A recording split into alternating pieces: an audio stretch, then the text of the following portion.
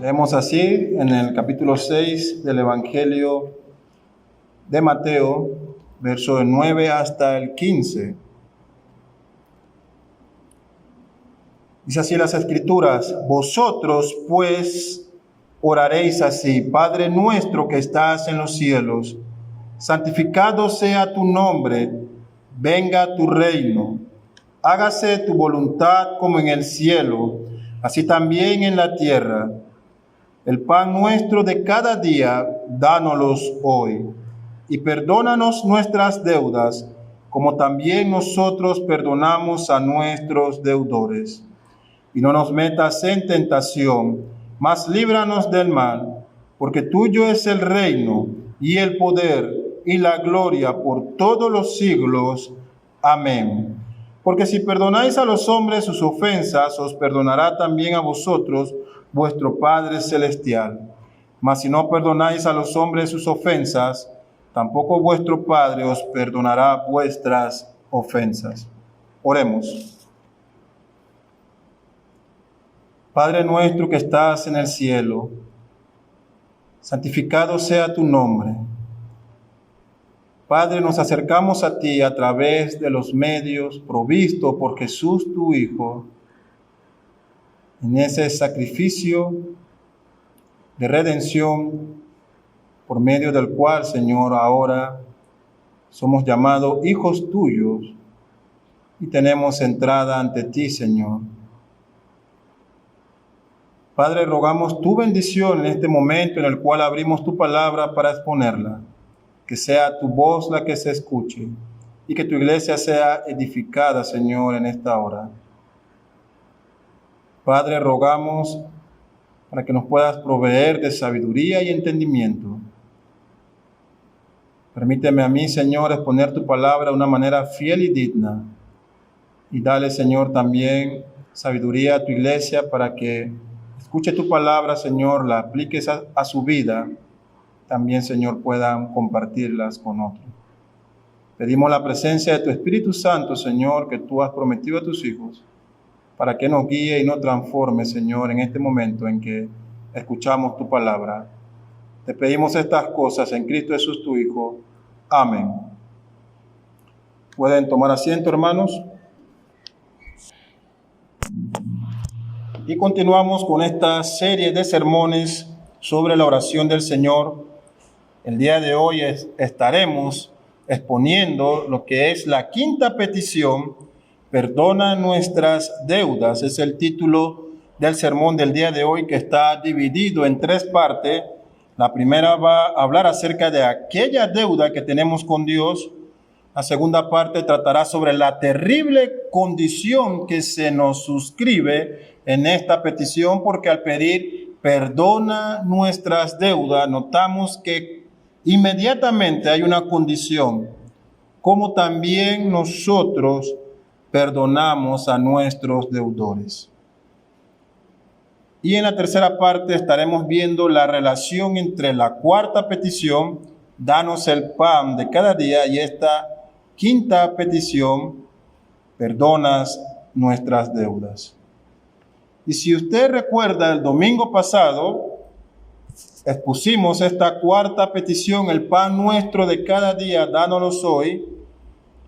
Y a manera de resumen, creo que lo que el Catecismo de Heidelberg contiene es preciso para que podamos enlazarnos a lo que vimos la semana pasada, cuando el Catecismo dice que cuando pedimos nuestro pan cotidiano, lo que estamos diciéndole a Dios es: dígnate a proveernos de todo lo que es necesario para el cuerpo, a fin de que por ello reconozcamos que tú eres la única fuente de todo bien, y que ni nuestras necesidades, ni trabajo, ni incluso los bienes que tú nos concedes, no nos aprovechan, antes nos dañan sin tu bendición.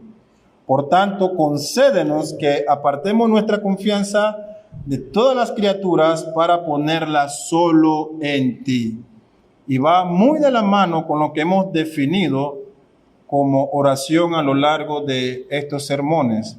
Es un recurso divino, hemos dicho, si usted lo recuerda, dado por Dios a sus hijos, por medio del cual tenemos comunión con Él a través de un acto de adoración, de honra y alabanza a su nombre, en el cual estamos reconociendo su poder, su gloria, su majestad, que Él es la única fuente de toda providencia, de todo perdón, de toda gracia y todo cuidado. Así que el día de hoy iniciaremos con esta quinta petición que trata sobre el perdón que necesitamos acerca de Dios. Perdona nuestras deudas, como también nosotros perdonamos a nuestros deudores. Hace un tiempo leí una historia sobre un pueblo pequeño, creo que en Norteamérica. Ese relato nos habla de que un periódico de la localidad de aquel pueblo había titulado un día: "Los hermanos de la iglesia no se perdonan sus deudas ni sus ofensas".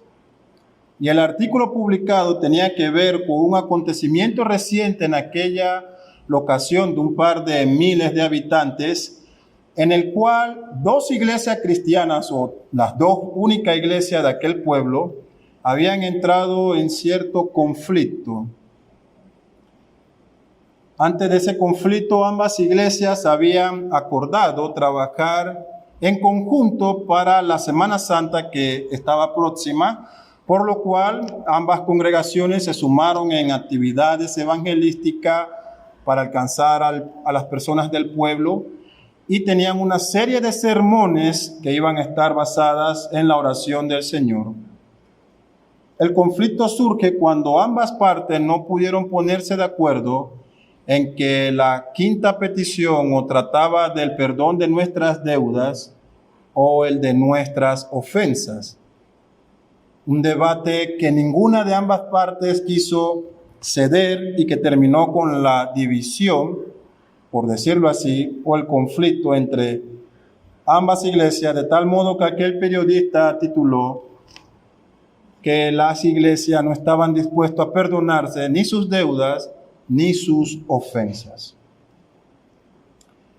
Y es interesante esto porque cada uno de nosotros en algún momento ha tenido una deuda o tiene una deuda con Dios o con alguno del prójimo, o tiene alguien que le debe.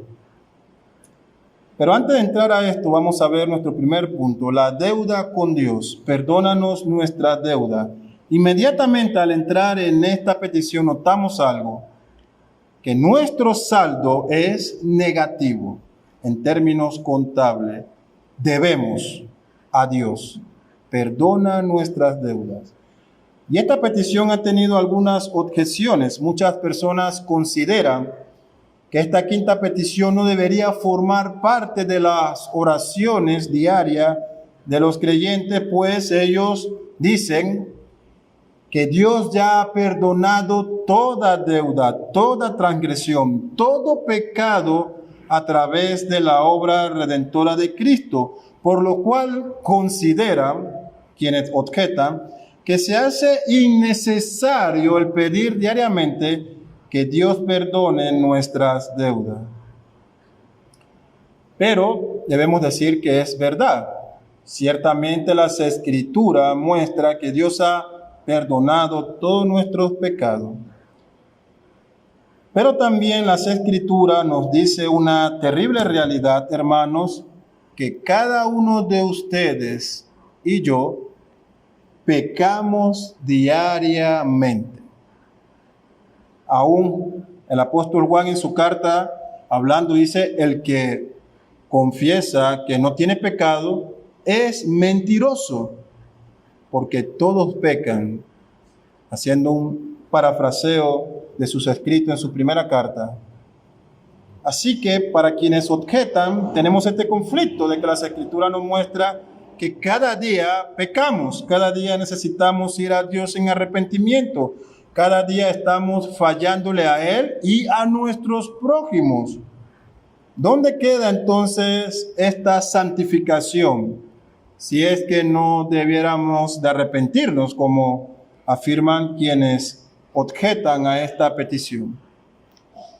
Las Escrituras también nos deja ver que hay un progreso en la vida del creyente. Vamos creciendo. El Espíritu Santo está aplicándonos de forma progresiva estas bendiciones que vienen de Cristo. Esta gracia que recibimos nos está formando cada día más a su imagen. Es lo que conocemos como esta santificación progresiva. Es un avance que damos cada día como creyente.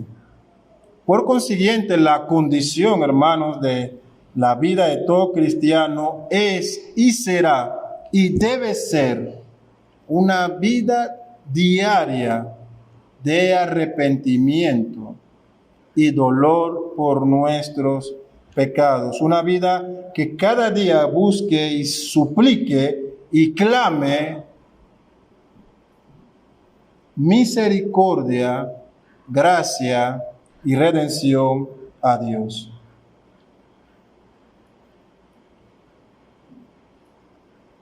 También tenemos este tema de que si el texto en sí habla de deudas u ofensa. Y comúnmente encontramos traducciones de la Biblia que varían en esta petición. Algunos se refieren a esta quinta petición con el término perdona nuestras deudas y otros traducen la petición como perdona nuestras ofensas. ¿Por qué esta distinción? Y la pregunta es si tendrá alguna importancia. Es interesante que la palabra original, ofeilema, significa una deuda. Tenemos una deuda. Eres deudor. Debes. Has cometido una falta moral. Has caído en bancarrota. Es lo que nos quiere decir. Ante Dios, tú estás en deuda. También se puede entender como transgredir la ley, como violentarla y por consiguiente eres acreedor a recibir todo el castigo de haber infringido o transgredido esa ley. Vemos entonces la fuerza que toma el texto cuando vemos que se trata de esta deuda que está sobre nosotros, aplastándonos cada instante, este castigo severo que se ha decretado contra todos los hombres. Así que ante la pregunta si hay una importancia entre si el texto dice deudas u ofensa, pues claramente notamos que al tener una deuda, al tener un acreedor, es decir, a un Dios demandando la satisfacción completa de esa deuda, sentimos esa crisis en el hombre, ese estado de emergencia en el que vive el hombre que no ha sido redimido.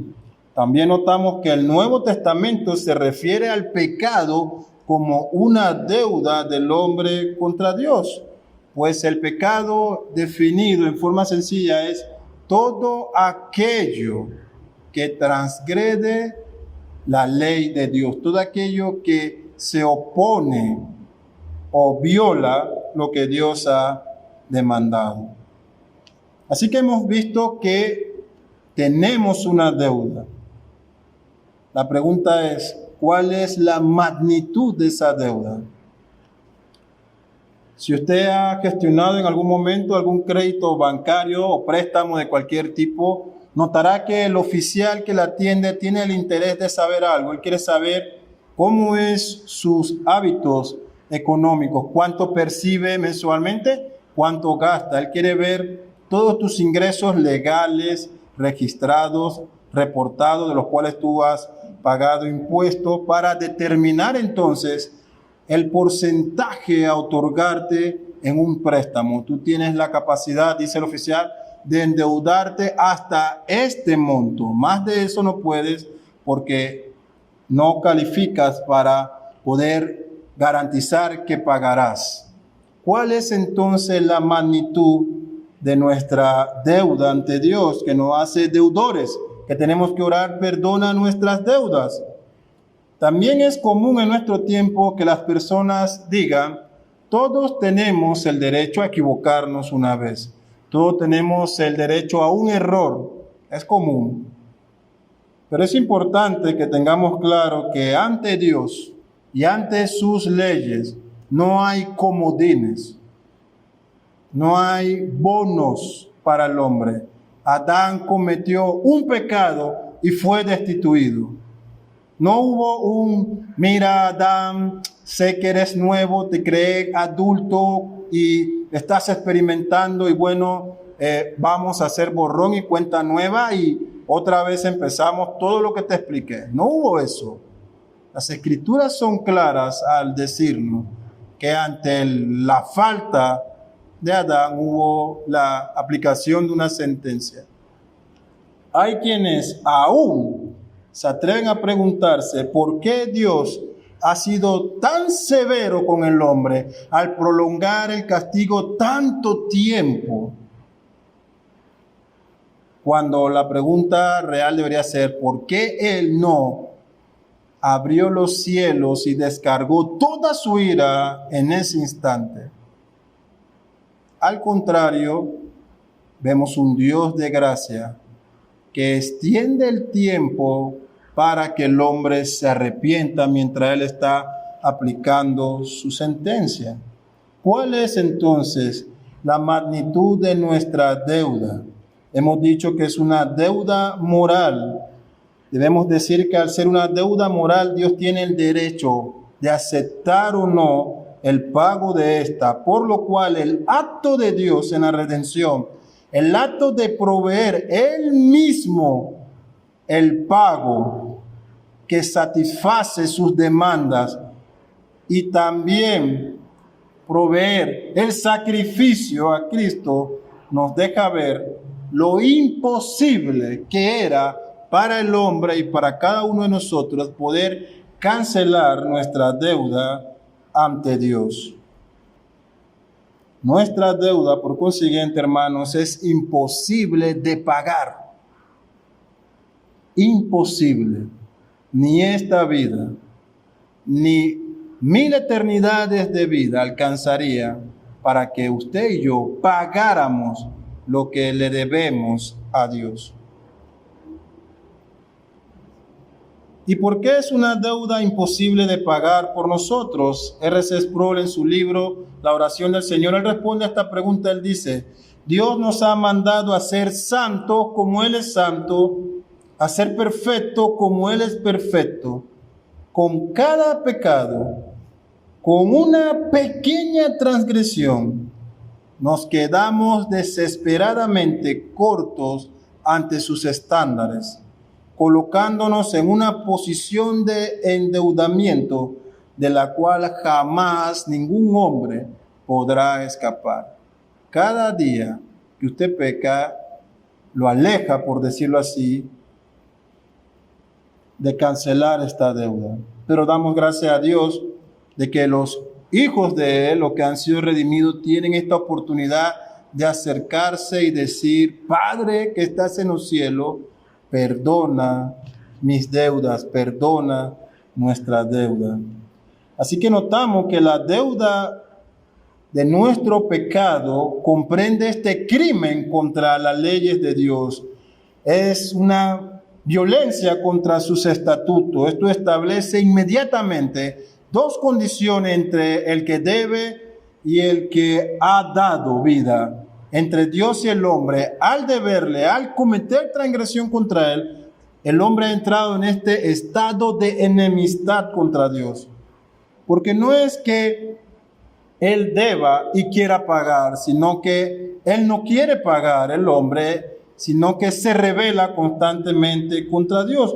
Nótese a Pablo, Romanos 2, 5 al 11. Pero por tu dureza y por tu corazón no arrepentido, atesora. Nótese usted aquí estas palabras que va utilizando Pablo. Atesoras para ti mismo, para el día de la ira y de la revelación del justo juicio de Dios. Ahora nótese a Dios que va a hacer, el cual pagará a cada uno conforme a sus obras, vida eterna a los que perseverando en bien hacer buscan gloria y honra e inmortalidad, pero ira y enojo a los que son contenciosos y no obedecen a la verdad, sino que obedecen a la injusticia. Tribulación y angustia sobre todo ser humano que hace lo malo, el judío primeramente y también el griego, pero gloria y honra y paz a todo el que hace lo bueno, al judío primeramente y también al griego, porque no hay acepción de persona para con Dios. Es una condición crítica para el hombre, sin acepción de persona. Nadie escapa de esa condición. Todos deben, todos van a comparecer. Quienes no se están arrepintiendo y continúan en su pecado, dice Pablo, están acarreando, absorbiendo más, hasta que Dios en su momento les pague, les dé la retribución de sus obras, con ira, tribulación, angustia y dolor. Y para aquellos que en cambio buscan gloria, buscan la honra de Dios, andan en justicia, dice Él les pagará con bendiciones, resumiendo todo lo que Pablo ha dicho allí. Así que debemos a Dios, como dice Pablo, obediencia, perfección y santidad. Y en cambio no le pagamos, sino que el hombre le da pecado, desobediencia y deslealtad. Por consiguiente, como hemos dicho, Dios va a pagar, a retribuirle por la deuda que tienen, dándole ira, enojo, tribulación, angustia y dolor. Hay esta enemistad a causa del pecado, de esta deuda que nos hace enemigos de Dios. Es entendible por qué los hombres entonces estamos en deudas con Dios, porque el hombre odia a Dios y sus leyes. ¿Y por qué lo odia? ¿Por qué este conflicto? Bueno, en primer lugar, Dios es santo y nosotros no. Y no estamos dispuestos a cumplir con los estándares de Dios. Sproul dice, si Dios no fuera tan santo y nosotros no fuéramos tan pecadores, quizás pudiéramos llevarnos bien. Pero no es así. Él es muy santo y nosotros demasiados pecadores. Otra razón por la cual Él está en enemistad contra el hombre es porque Él es omnisciente. Él lo ve todo, lo sabe todo. Nadie ha podido ni podrá escapar de su mirada. Como Él conoce todas las cosas, Él conoce nuestro corazón, nuestros pensamientos, nuestras emociones, que posiblemente podemos ocultar de otros hombres, pero ante Dios están desnudas. También estamos en enemistad porque Él es omnipotente. Dios todo lo puede. Él es perfecto y santo, no impotente, sino todopoderoso. ¿Sabe qué significa eso? Que Él posee todos los recursos para hacernos pagar por nuestras deudas. Él no se hace de la vista gorda ante nuestro pecado. Pero posiblemente lo que más temor me da, hermanos, es saber que Él es inmutable. Y Jonathan Edwards, sobre este aspecto de la inmutabilidad de Dios en un sermón predicado por él dice, la inmutabilidad de Dios significa que Él no solo ha sido absolutamente santo toda la eternidad, sino que no hay esperanza alguna de que Él deje de ser santo. ¿Entiende eso, hermano? Él no va a bajar nunca sus estándares para acomodarlo al estilo de vida que los hombres quieran llevar. Él no va a acomodar su palabra, a editarla o resumirla, quitando aquello que nos ofenda. Sus decretos están dados. Él es santo, omnisciente, omnipotente e inmutable. Él no cambiará. Y Él está cada día trabajando para promover su honra y su santidad. Por eso estamos, o por eso el hombre está en enemistad contra Dios a causa de esa gran deuda del pecado. Así que, ¿qué pedimos en esta petición? ¿Qué estamos orándole a Dios cuando decimos perdona nuestras deudas? A.W. Pink responde, él dice, en primer lugar, pedimos que Dios no ponga a nuestro cargo los pecados que diariamente cometemos.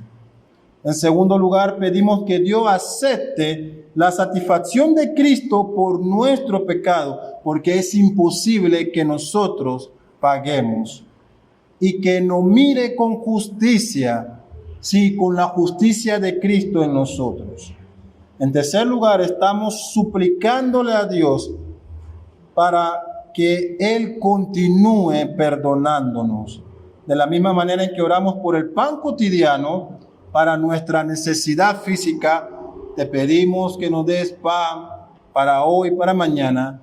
También estamos pidiendo en esta quinta súplica que Él no cierre su puerta de gracia celestial, sino que tenga el perdón allí disponible para nosotros, para extenderlo. En cuarto lugar, pedimos por el sentido del perdón o seguridad de Él, que los pecados puedan ser borrados de nuestra conciencia y del libro de las memorias de Dios. Porque como vemos en Romanos 5, los efectos o el efecto del perdón de Dios son paz y acceso al Padre. ¿Qué implica esta petición? Perdona nuestras deudas.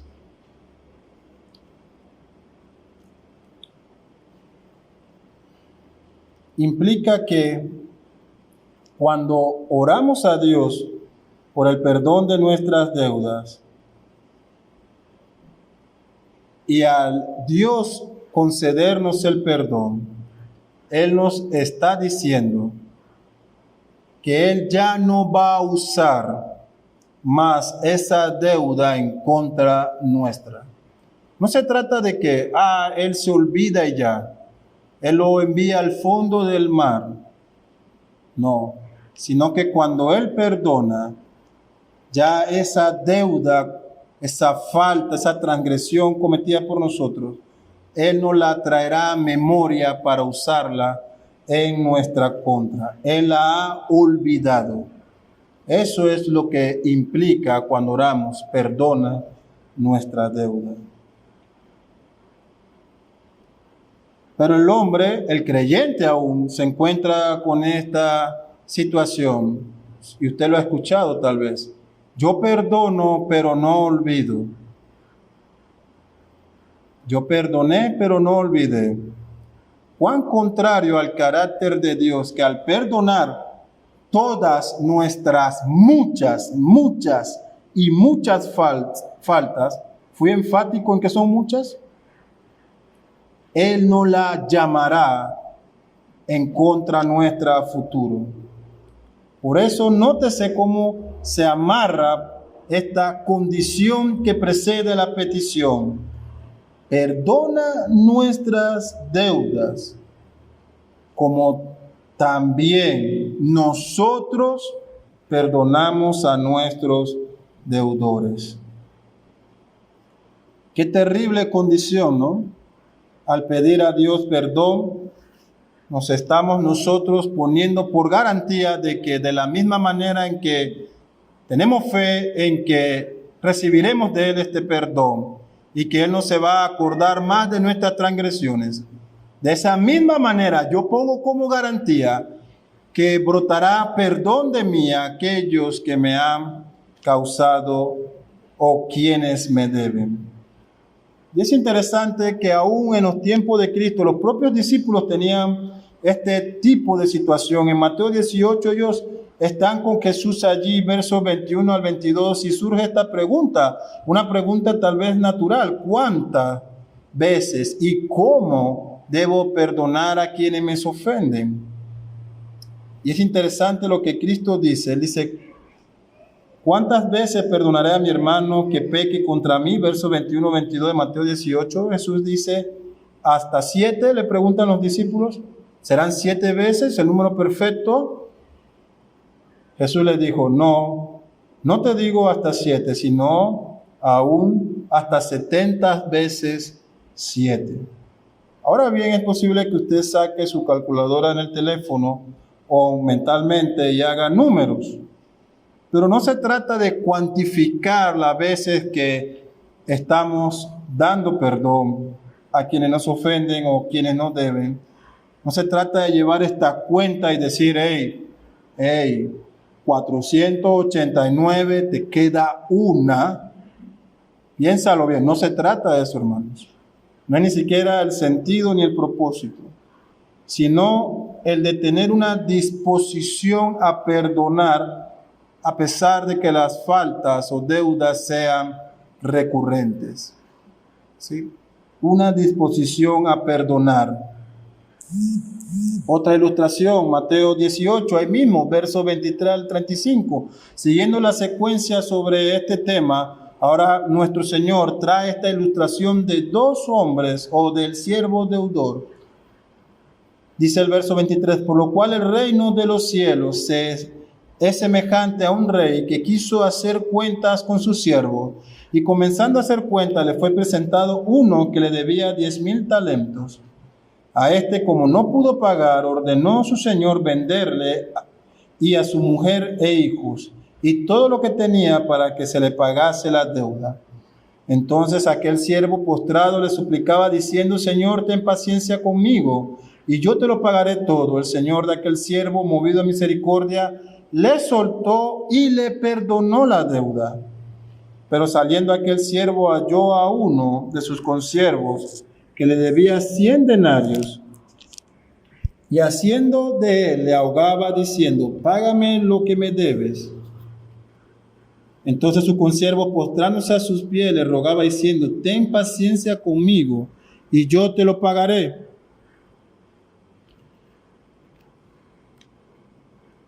Mas él no quiso, sino fue y le echó en la cárcel hasta que pagase la deuda.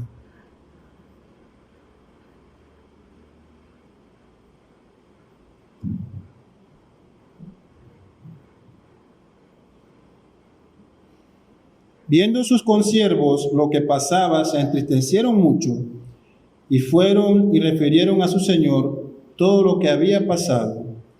Entonces, llamándole su señor, le dijo, siervo malvado, toda aquella deuda te perdoné porque me rogaste. ¿No debías tú también tener misericordia de tu consiervo como yo tuve misericordia de ti? Entonces su señor enojado le entregó a los verdugos hasta que pagase todo lo que le debía.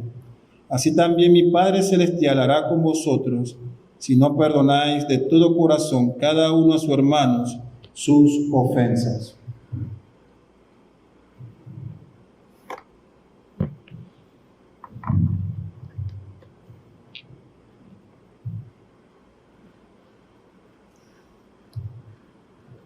Así que tenemos ahora este relato, la ilustración que nuestro Señor Jesús nos da sobre estos deudores. Un hombre, un rey que tiene personas que le deben y ha llamado para que se presenten delante de él, y el primero que se presenta le debe 10,000 talentos y era una deuda imposible de pagar. El castigo estaba decretado, pero al escuchar el clamor, ten paciencia conmigo, yo te lo pagaré, nos dice nuestro Señor, que el rey, movido a misericordia, no le da una prórroga, sino que le quita la deuda, lo perdona por completo. Y este hombre sale y se topa ahora con su prójimo, otro hombre que le debe 100 denarios, y dice el texto que haciendo de él, tomándolo, le ahogaba reclamando que pagara, mientras que este hombre le rogaba diciendo, ten paciencia, yo te pagaré. Pero él no tuvo misericordia, sino que le echó hasta que pagase. El sentido entonces por el cual perdonamos a quienes nos deben es este: tanto usted como yo hemos recibido un perdón de una deuda impagable. por nuestras fuerzas. Y lo que nuestro prójimo haga contra nosotros, lo que tu hermano te deba, no es ni será nunca el 1% de lo que se te ha perdonado, ¿entiende? Vemos ahí, su señor enojado le entregó a los verdugos, verso 34, hasta que pagase todo lo que le debía. ¿Por qué hizo esto? Vemos el verso 33, porque él le reclama, ¿no debías tú también tener misericordia con tu siervo por toda esta gran deuda que yo te he perdonado? Lo mínimo que podías hacer era perdonar al que te debe. Cada hijo de Dios, cada creyente está llamado a tener la misma disposición de dar a su prójimo lo que pide a su Padre. Perdona nuestras deudas como perdono a mis deudores. Y lamentablemente es una realidad de que en la comunidad cristiana hay mucho conflicto, hermanos que están enojados unos con otros por préstamos de dinero, cosas como esa. Hermanos, ¿son esos montos económicos, si ese es algún problema, una causa para que vivas enojado contra tu hermano?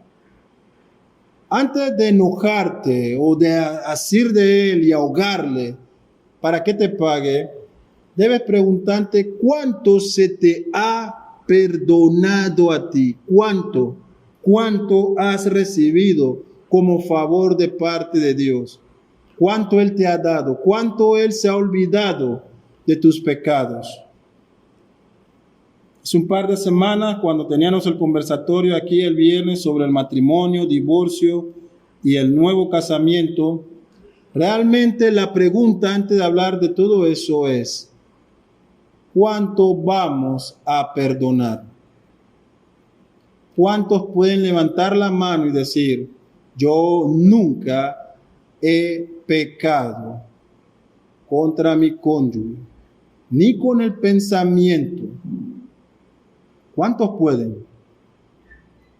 ¿Cuántos pueden decir, yo nunca he adulterado contra Dios? He sido tan fiel y tan leal en todo, que mi vida es pulcra ante Él, que ni siquiera una pequeña transgresión he cometido y debo a Él.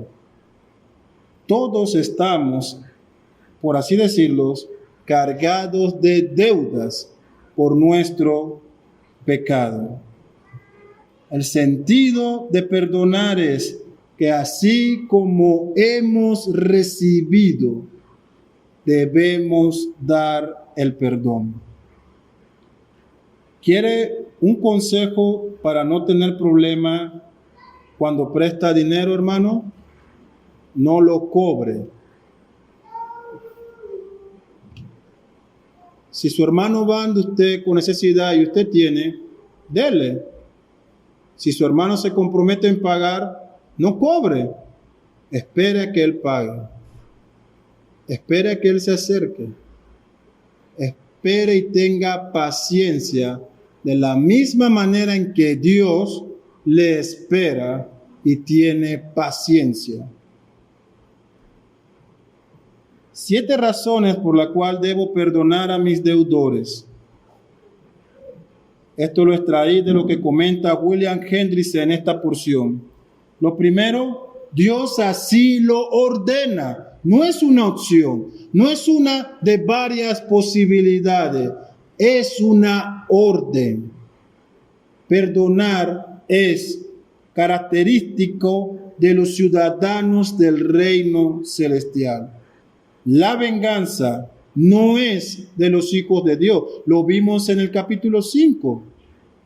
Ponemos nuestras necesidades en las manos de Dios. De Él es la venganza y no de nosotros. Así que en primer lugar, Dios así lo ordena. En segundo lugar, deberíamos seguir el ejemplo de Cristo mismo, quien a pesar de nuestras ofensas y deudas y transgresiones contra Él, aun las que le llevaron a la cruz y las que seguimos cometiendo contra su precioso nombre, aún Él es paciente para con nosotros. Tercero, no podemos ser perdonados a menos que perdonemos, como se ha demostrado. Lo que recibimos de Dios es lo que debemos darle a nuestro prójimo. En cuarto lugar, quien nos injurió necesita nuestra compasión y amor. Le debemos este amor, el amor que hemos recibido del Padre. Porque a pesar de nuestras ofensas, Dios actúa con amor con nosotros.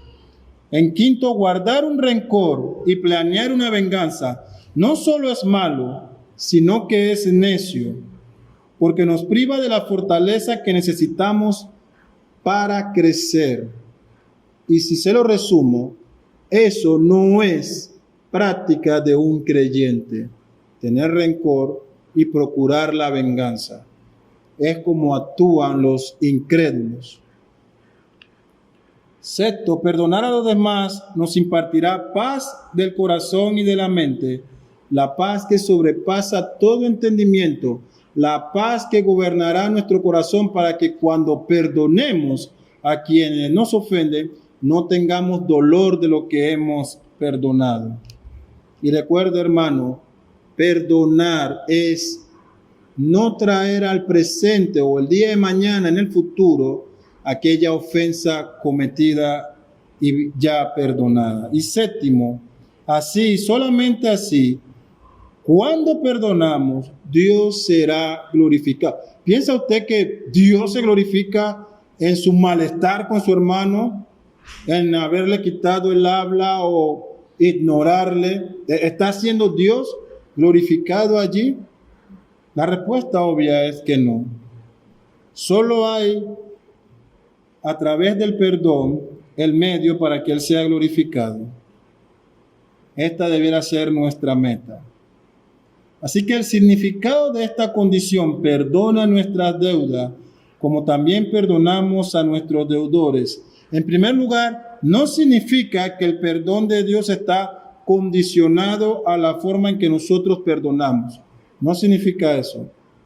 Porque lo que nos ha hecho nuestro prójimo no se compara a lo que nosotros hemos hecho con Dios. Así que no significa esto en primer lugar, para aclarar. Significa que Dios perdona solo al penitente y que una de las pruebas principales de verdadero arrepentimiento y de verdadera convicción de nuestras faltas es que ahora tendremos un espíritu perdonador para nuestros prójimos. Eso es lo que implica esta condición.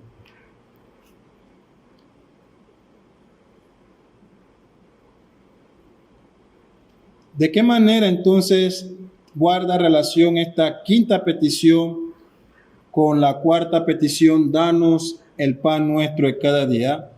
Y aquí quiero hacer uso de lo que A.W. Pink dijo en su libro sobre el Padre Nuestro. Él dice lo siguiente, hablando de esta relación. En primer lugar, se nos enseña que si perdonar todas las cosas buenas de esta vida no nos beneficiarán para nada.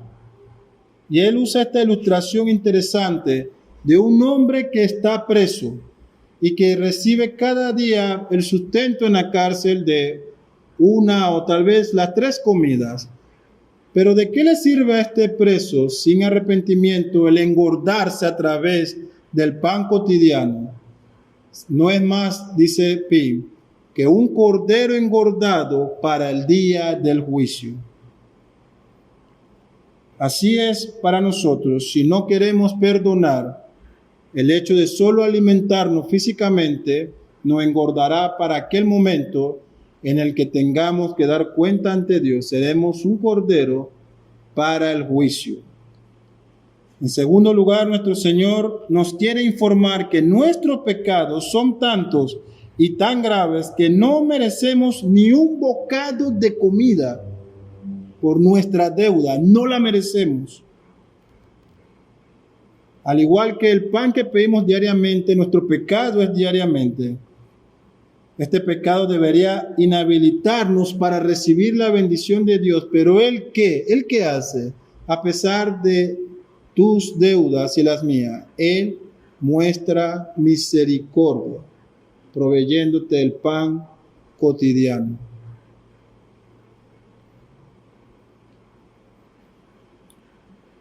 También esta petición nos recuerda que nuestros pecados son el gran obstáculo de los favores que podríamos recibir de Dios. ¿Por qué tal vez la provisión es tan exacta? Pues posiblemente tu vida está fuera de los parámetros divinos.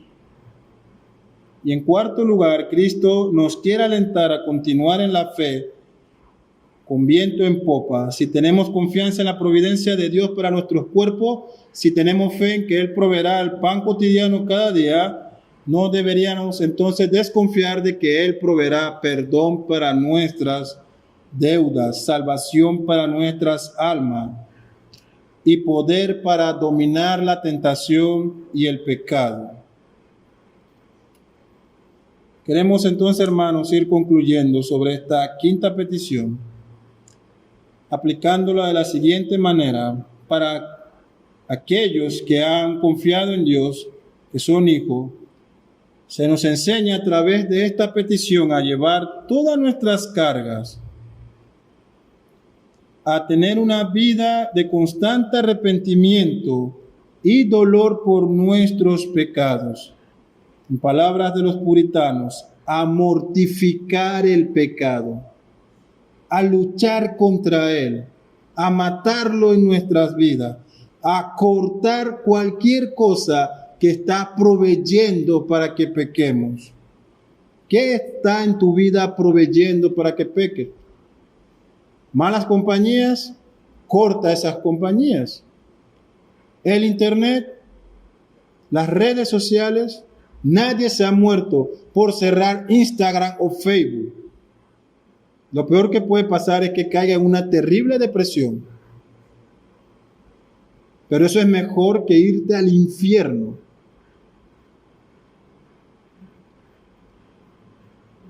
Se nos manda a practicar la misericordia, lo que pedimos con fe, perdona nuestras deudas, es lo que debemos practicar con gozo, perdonando a nuestros deudores. Y para aquellos que posiblemente aún no han ido ante Dios en arrepentimiento, que continúan en su vida de pecado, esta petición expuesta en esta tarde deja en claro que tu saldo con Dios está en rojo desde hace mucho tiempo. Debes y debes mucho y no lo puedes pagar tú. Eres ese ganado engordado que cada día come de la gracia común de Dios, del pan cotidiano, pero que sin arrepentimiento tu único futuro es el matadero eterno. Recibir toda la ira de Dios. Como lo dijo Pablo en el capítulo 2. Por consiguiente, solo hay un medio, solo hay un camino, solo hay una forma de llegar al Padre a través de Cristo. Yo te exhorto a que vayas en oración, a que te arrepientas, no por una culpabilidad momentánea, sino por una convicción real, te arrepientas de tus pecados. Quiero concluir con este resumen que provee Lewis Gerald en sus escritos sobre el Sermón del Monte. Él dice: la quinta petición es una oración por el perdón, es una petición por la gracia. Quizá lo más notable de esta oración es que es una descarada petición de perdón, es pura súplica. y no pone pretexto ni busca justificarse. Acepta su culpabilidad quien ora. No se pida a base de algunas súplicas, alegando situaciones o debilidades y condiciones que hagan imposible hacer lo que debemos hacer. Es una oración por perdón y por gracia de parte de Dios. Oremos.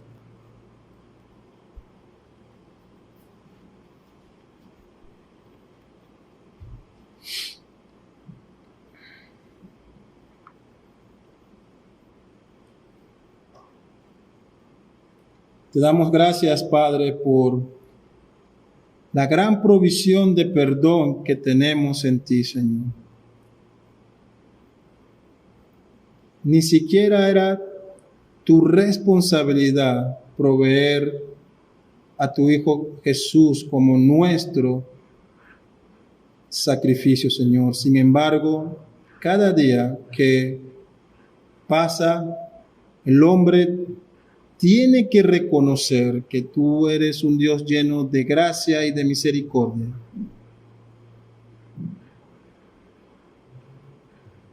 Perdónanos, Señor, por nuestras deudas contra ti.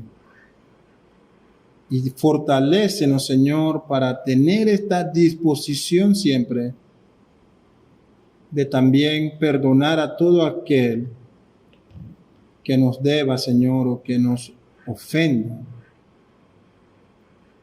Que podamos imitar, Señor, a tu Hijo Jesucristo, que aún en la cruz dijo: Padre, perdónales porque no saben lo que hacen con aquellos que le crucificaban. Ese debe ser, Señor, nuestro deseo. Pedimos que eso sea una realidad para nosotros, Padre, en esta hora.